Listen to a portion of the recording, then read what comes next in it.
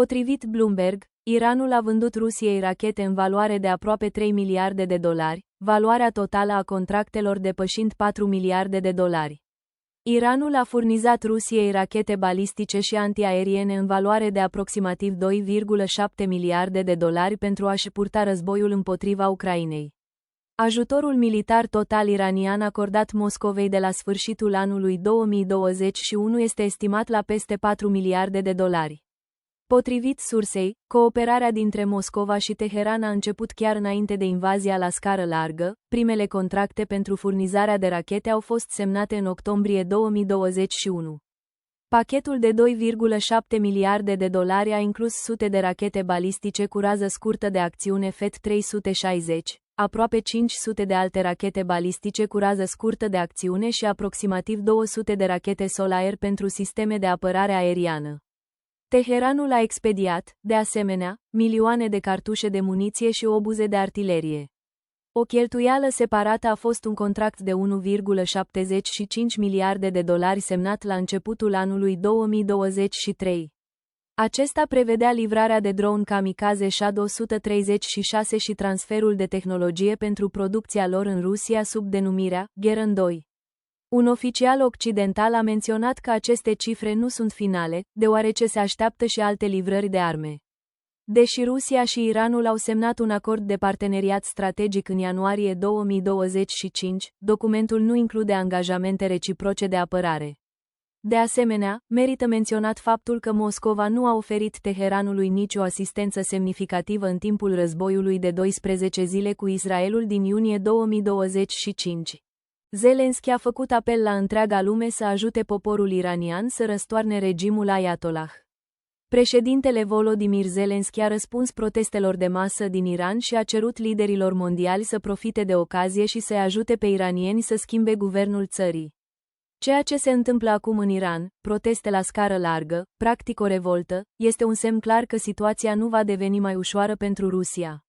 Și fiecare persoană decentă de pe această planetă își dorește sincer ca poporul iranian să fie în sfârșit eliberat de regimul actual, care a adus atât de mult rău Ucrainei și altor țări. Este crucial ca lumea să nu rateze acest moment în care schimbarea este posibilă. Fiecare lider, fiecare țară și fiecare organizație internațională trebuie să intervină acum și să ajute poporul să elimine pe cei responsabili pentru ceea ce, din păcate, a devenit Iranul, a spus Zelensky. Dronele ucrainene au atacat o fabrică militară și de reparație avioanelor din Taganrog, Rusia. În dimineața zilei de 13 ianuarie, guvernatorul regiunii Rostov din Rusia a anunțat un atac cu drone asupra regiunii. Explozii s-au auzit în Taganrog. Potrivit unor grupuri publice rusești, atacul a vizat uzina Atlant Aero, care produce componente pentru dronele de luptă, și uzina de reparație avioane Beriev. Declarația directă a lui Sliusar, forțele de apărare aeriană resping în prezent, în jurul orei 6, pe 13 ianuarie, un atac aerian asupra Taganrogului. Nu s-au raportat victime. Informațiile privind consecințele la sol sunt în curs de clarificare. Vă rugăm să fiți extrem de precauți, să urmați instrucțiunile serviciilor de urgență și să nu ieșiți afară și să nu vă apropiați de ferestre. Astra, citând locuitori, relatează că atacurile au afectat uzina Atlant Aero și uzina de reparație avioane Beriev.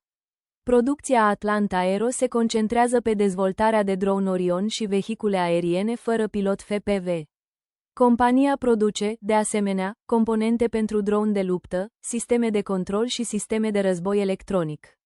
Guvernatorul regiunii Lipetsk, Igor Artamonov, a raportat și el un atac cu drone. El a spus că atacul cu drone a vizat orașul Ieț, iar căderea de resturi a declanșat incendii în oraș. Potrivit Ministerului Apărării din Rusia, mijloacele de apărare aeriană ar fi distrus peste noapte 11 drone ucrainene.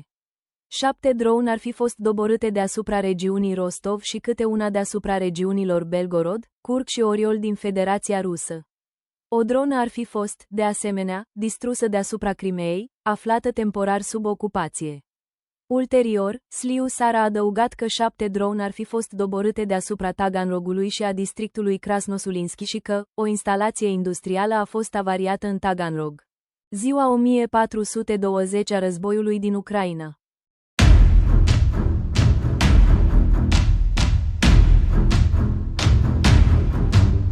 Dronele Corpului 3 Armata al Ucrainei au atacat vehicule și infanterie rusească, vizând poziții în subsoluri și clădiri. Unitatea raportează că a distrus mașini și motociclete, a eliminat personal și a lovit un depozit de muniție și o piesă de artilerie.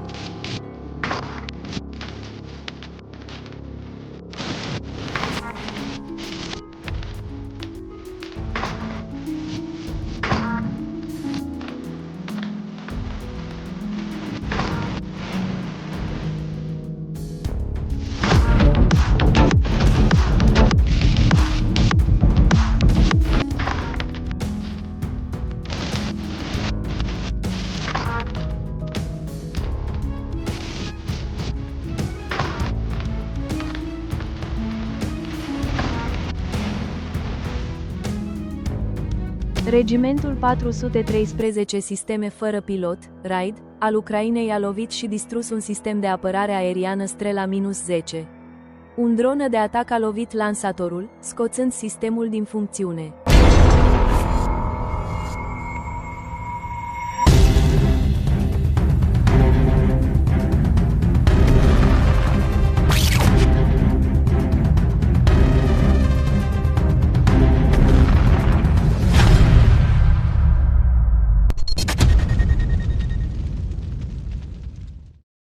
Forțele de apărare ale Ucrainei au atacat uzina Atlanta Aero, o instalație implicată în producția de aeronave și echipamente conexe, inclusiv componente aerospațiale.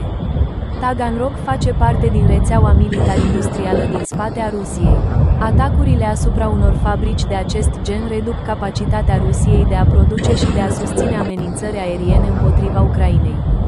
Forțele ucrainene au preluat controlul asupra clădirii Consiliului Local Kupiansk.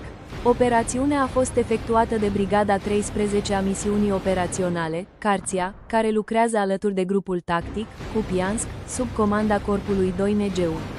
Eliberarea orașului este aproape finalizată. Un grup de recunoaștere și atac din batalionul 4 al orașului Carția a ridicat steagul ucrainean deasupra primăriei, un semnal clar al controlului. Conform informațiile disponibile, Kupiansk este acum aproape liber de trupele rusești. Așa arată eliberarea, pas cu pas, clădire cu clădire.